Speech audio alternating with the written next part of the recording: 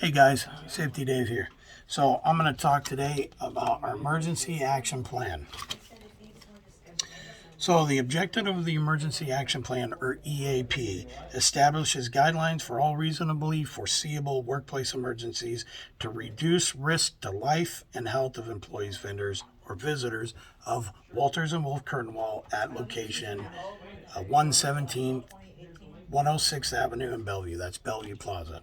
So the emergency action plan will also be used to instruct all affected employees, which is you guys, in order to assure their complete understanding of their role and responsibility in the event of an emergency. So you'll notice here on page 1, you have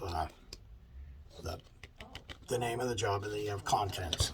So you can navigate through this plan via using the contents on page 1.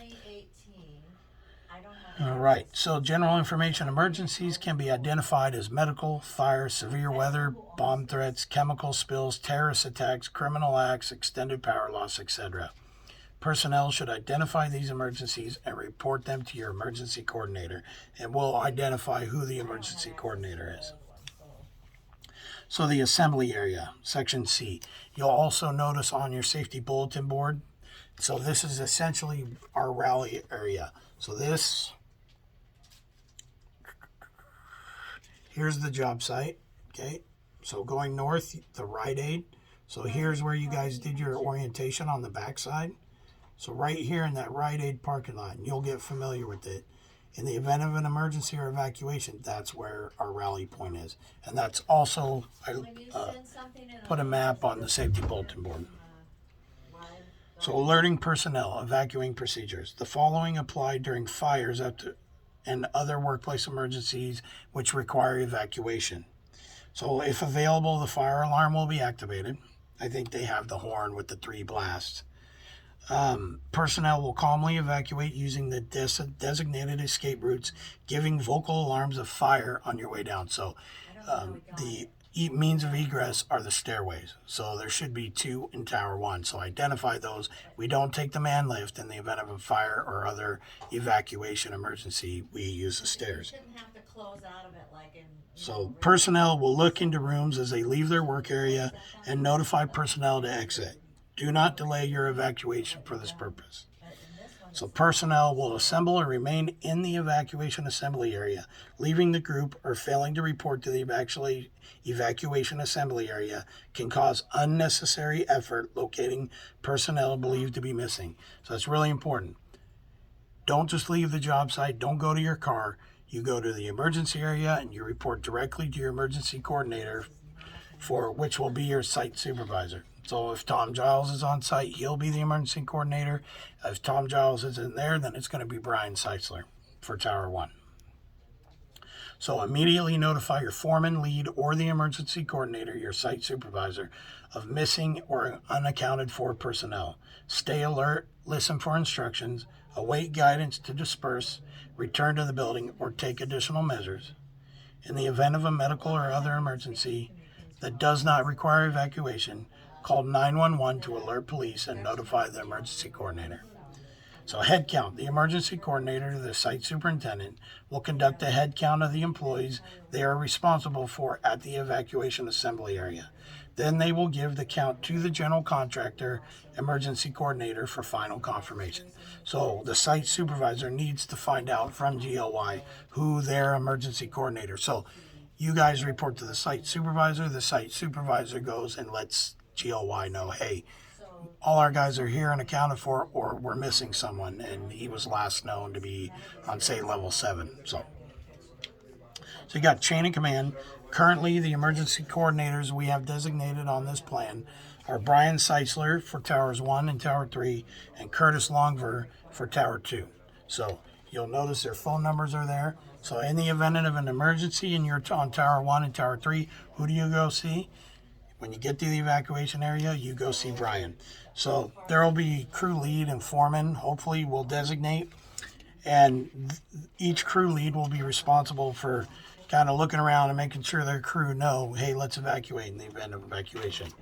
The crew leads aren't responsible for being a hero and trying to run up into the building and save them, but you got to make sure that they know where to go in the event of an evacuation, and that you need to let the site supervisor know, hey, my guys are here and my guys aren't here. So, to assist with the head count. So the emergency coordinator, site supervisor, here's your duties and responsibilities. Ensure the crew leads, foreman initiate and complete accountability and or evacuation. Coordinate the orderly evacuation of personnel when needed. Obtain accountability for our personnel following the incident and or evacuation. Once in the rally area, coordinate with crew leads, foremen to assure accountability, and then communicate with the general contractor's emergency coordinator regarding the accountability. The crew leads' responsibilities: instruct members assigned to their crew to calmly evacuate the area and assemble at the rally area, locate anybody who's injured and assist them down to the area, check all rooms in your work area as you're leaving the building to assure that all members of your crew have successfully evacuated or know to. Conduct head count of members of their department's crew once they've arrived to the evacuation assembly area, and provide the emergency coordinator, your site supervisor, with their count as soon as possible for verification. I want to know that, again, we're not to be heroes. Do not put your own life at risk trying to run up in the building. Let the emergency responders conduct the personnel rescue. So all other personnel, so everybody else in the crews, understand the information in this EAP, which I'm explaining to you now. Read updates to the EAP when provided, which we will bring up during, if any changes to this or any of our programs happen, we'll bring it up during a morning huddle. And then know the names and contact info for the site supervisor acting as emergency coordinator.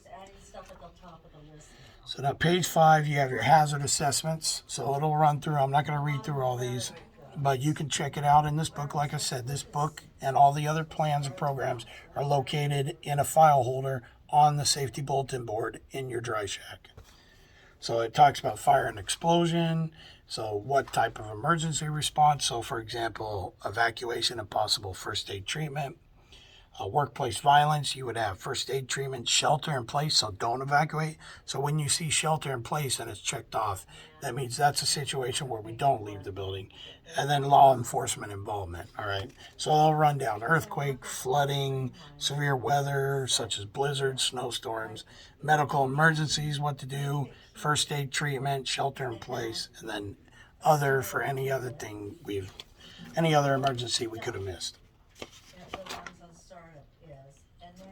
So then on page 6, you have section G, general instructions for reporting an emergency. And I encourage you to look through this. So basically when you call 911, it kind of runs through instructions on what to do. Give your name, location, give your phone number, which they probably already will know, what type of emergency you're calling about, other important information, number of victims, the location on the job site, the address, if there was any hazardous materials or chemicals involved, and then what is needed. And then do not hang up first.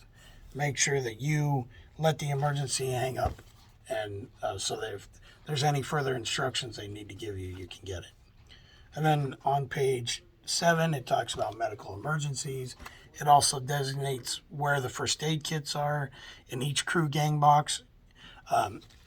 You should have a first aid kit and in the job shack. I want to say that if your gang box doesn't have a first aid kit, you need to let me know so I can get you one and we can get one out to the site, or let your site superintendent know. And then the AED, the defibrillators, are located on this site at gates 1 and gate 2 on 106th. So for directions to those, talk to your site supervisor and they can let you know. So procedures, I want to mention that only first aid certified personnel are authorized to perform first aid. So if don't have a current card, don't do it. On the safety bulletin board, you'll see current first aid certified employees on site at Bellevue Plaza, and I'll have a list of names. So fire emergency, so basically the pages 8 through 9 just kind of identifies different emergency situations, such as fire emergency plan. It has severe weather and tornado, flood, earthquake, blizzard, and it just kind of identifies what to do in the event of these emergencies.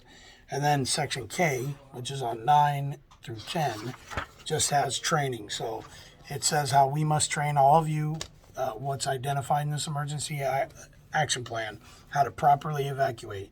So we'll bring this up on occasion and just kind of review it and remind you guys. You'll hear me ask you, hey, where's the fire extinguisher? Hey, where's the means of egress? So how do you exit the building? Just kind of a test.